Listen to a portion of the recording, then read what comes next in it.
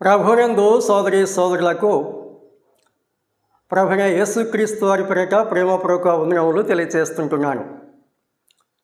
మనము దేవుని పరిశుద్ధ గ్రంథంలో దేవుని వాక్యమును చదువుకుందాం. పరమగీతము 1వ అధ్యాయము 16వ వాక్యమును చదువుకుందాం.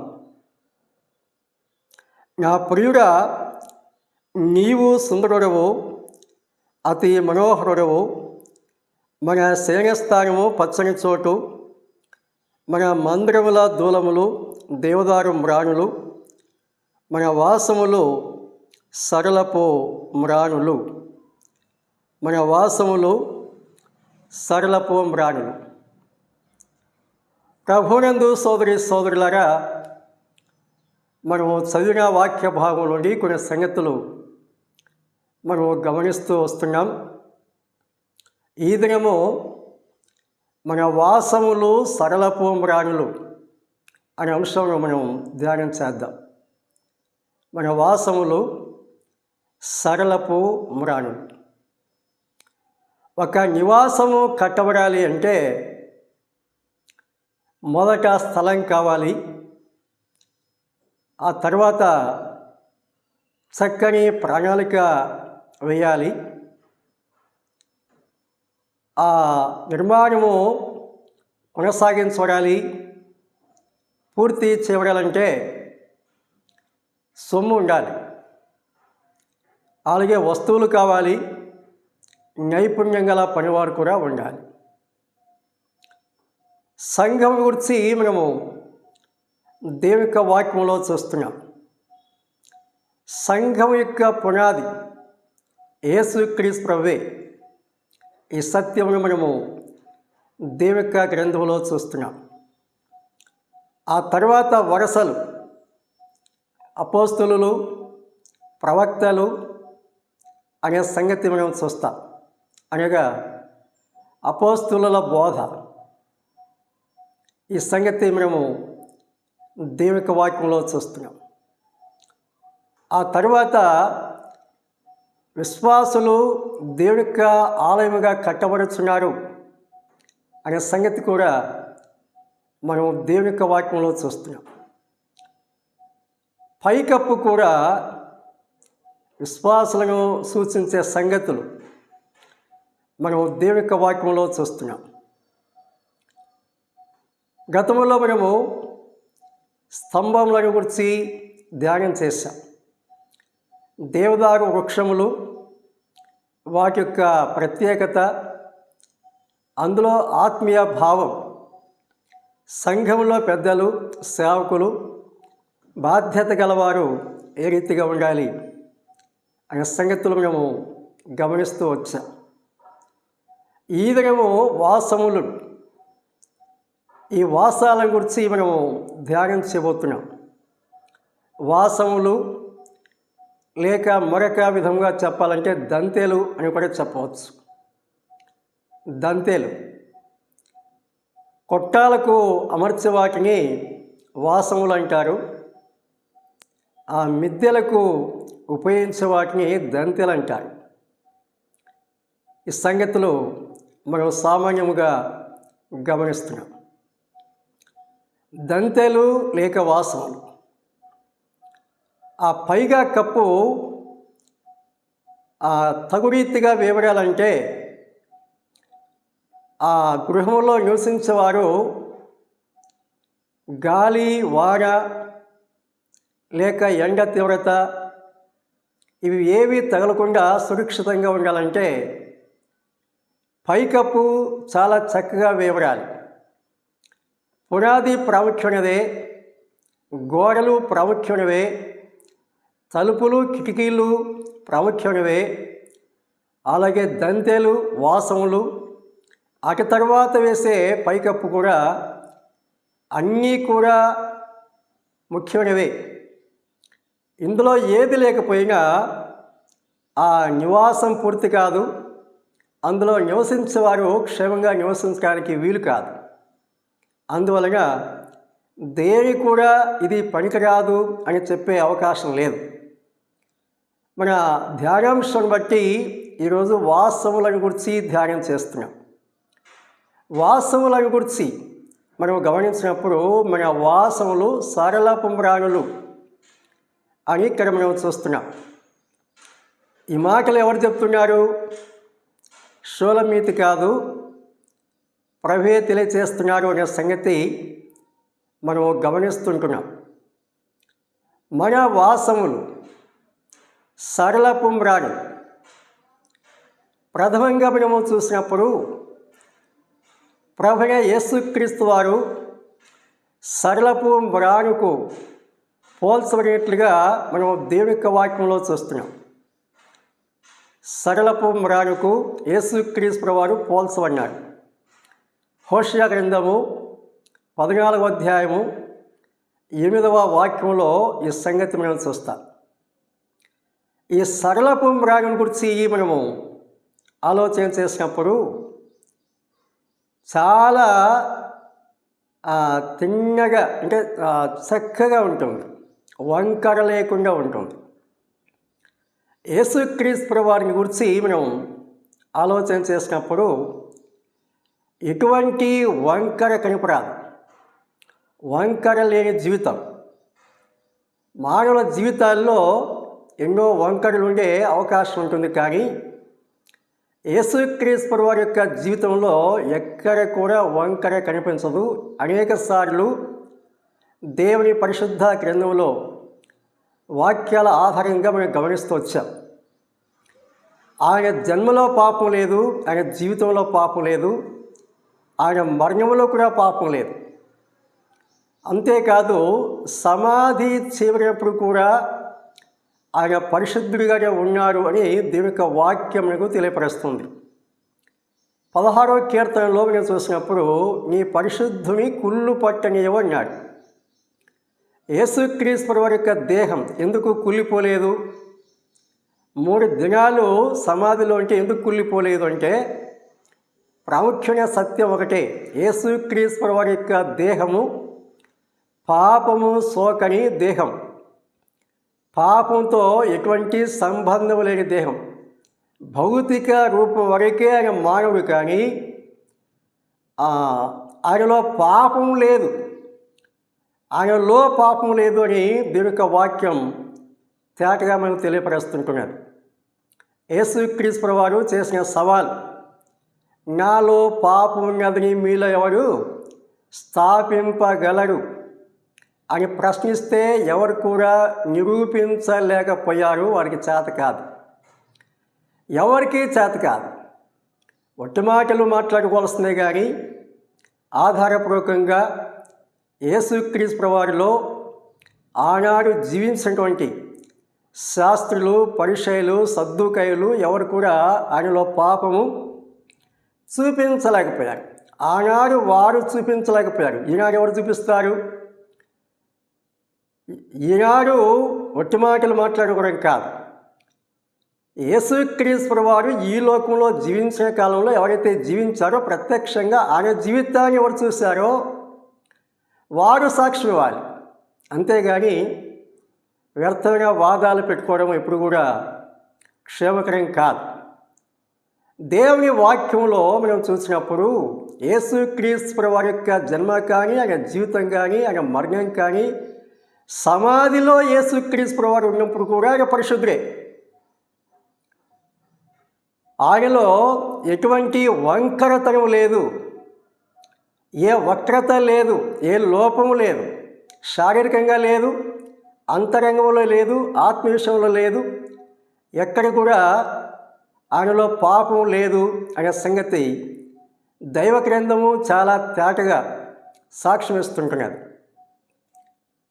కాబట్టి సరళమ్రాడు ప్రథమంగా యేసుక్రీస్తు వారిని, అనగా యేసుక్రీస్తు వారి యొక్క పరిశుద్ధతను తెలియచేస్తుందనే సంగతి ఈ వాక్యాల ద్వారా మనము గమనిస్తుంటున్నాం. ఇక రెండవదిగా మనం గమనిస్తే మన వాసములు సరళపు మ్రాణులు అని ఇక్కడ మనం చదువుకున్నాం కదా. ఏ సందర్భంలో ఈ సంగతి చెప్పబడిందంటే నివాసము అనే సంగతి ఇక్కడ చూస్తాం. నివాసం, ఒక నివాసం అనేది ఆ నివాసం యొక్క స్తంభాలు, ఆ నివాసం యొక్క దూలాలు, ఆ నివాసం యొక్క వాసాలు, దంతల గురించి మనం ఇక్కడ చూస్తున్నాం. స్తంభములు అనగా పెద్దలు అని మనం చూసాం. వాసములు అనగా విశ్వాసులకు పోలికగా మనము దేవుని యొక్క వాక్యంలో చూస్తున్నాం. విశ్వాసులకు పోలిక. యెషయా గ్రంథము 60 అధ్యాయంలో ఇశ్రాయేలులను ఉద్దేశించి సంగతులు చూస్తాం. యెషయా గ్రంథము 41వ అధ్యాయము 20వ వచనంలో ఈనాటి కృపాకాలపు విశ్వాసుల గురించి మనం చూస్తాం. యెషయా గ్రంథంలో విశ్వాసుల గురించి ఎందుకు ఉంది అంటే, ఏ రీతిగా రాబోయే కాలంలో అన్యులను తన మందిరానికి తీసుకువస్తారో, ఆ అన్యుల ద్వారా సంఘం ఎలా కట్టబోతున్నారనే విషయాలు ప్రవచనాత్మకంగా, అలంకారంగా అక్కడ దేవుడు చెప్పిన సంగతులు మనం చూస్తాం. కాబట్టి వాసములు అనగా విశ్వాసులకు పోలికగా ఉన్నట్లుగా మనం చూస్తున్నాం. ఈ వాసములు ఆ ఇంటికి అమర్చబడాలంటే ముందుగా ఏం చేయాలి? అవి నరకబడాలి, అవి కోయబడాలి, అవి చెక్కబడాలి, నునుపు చేయబడాలి. దేవుని మందిరానికి ఉపయోగించిన రాళ్ళు కావచ్చు, లేక ఆ సామాగ్రి అంతా కూడా మనము ఆలోచన చేస్తే చక్కగా సిద్ధపరచబడి ఆలయంలో అమర్చినట్లుగా మనం చూస్తాం. ప్రతి వస్తువు కూడా చక్కగా సిద్ధపరచబడి వాటి స్థానాల్లో చక్కగా అమర్చబడినట్లుగా మనం చూస్తాం. ఈ వాసాల గురించి మనం చూసినప్పుడు అవి నరకబడి ఉండాలి. నరకబడుట అనే భావం పాపాన్ని గురించిన గ్రహింపు, పశ్చాత్తాపాన్ని తెలియజేస్తుంది. అనగా పాపను గురించిన గ్రహింపు కలిగి ఉండాలి. ప్రభు ఎదుట పాపాలు ఒప్పుకోవాలి. పాప క్షమాపణ పొందిన అనుభవం కలిగి ఉండాలి. అటు తర్వాత సిద్ధపరచబడుట, కొయ్యాలి, వాటిని నునుపు చేయాలి. ఆ సైజు వారిగా వాటిని సిద్ధపరచాలి అనే సంగతులు కూడా మనం చూడవచ్చు. అంటే దైవ క్రమంలోనికి మార్చబడాలి, లేక దైవ క్రమంలోనికి చెక్కబడాలి అనే సంగతులు మనం చూస్తున్నాం. ఎక్కడైతే ఎక్కువ ఉన్నదో ఆ కొలతలకు ఎక్కువ ఉన్నదో వాటిని కోసివేయాలి, తీసివేయాలి.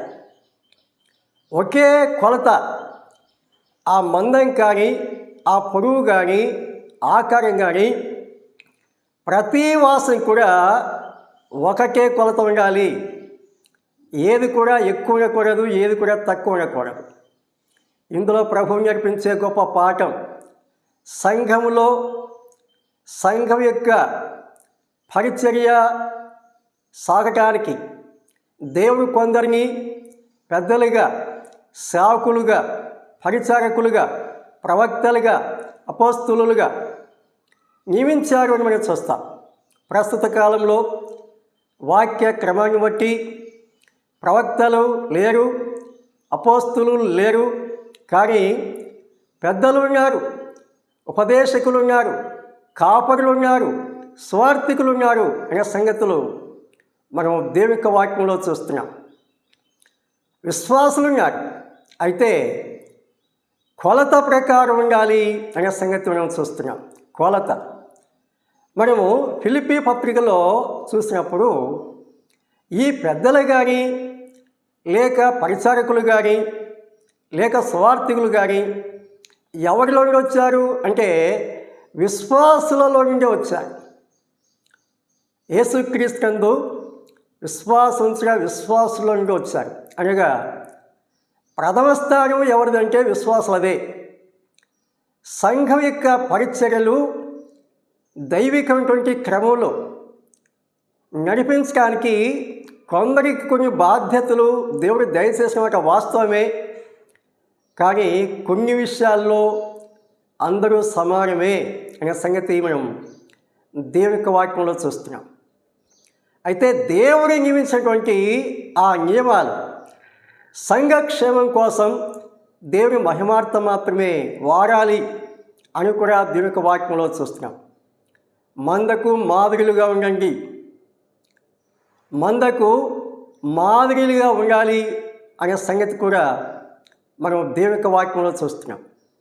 ఏది ఏమైనా మనం గమనిస్తున్న అంశం ఏంటంటే ఈ వాసాలన్నీ కూడా ఒకే కొలతల్లో ఉండాలి, ఒకే పొడవు ఉండాలి, ఒకే మందం ఉండాలి, అవన్నీ కూడా సిద్ధపరచబడాలి.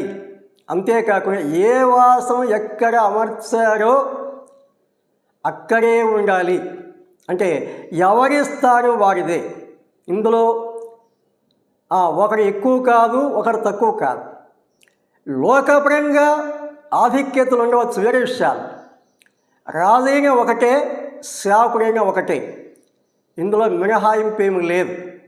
ఈ సంగతులు మనము గమనించాలి.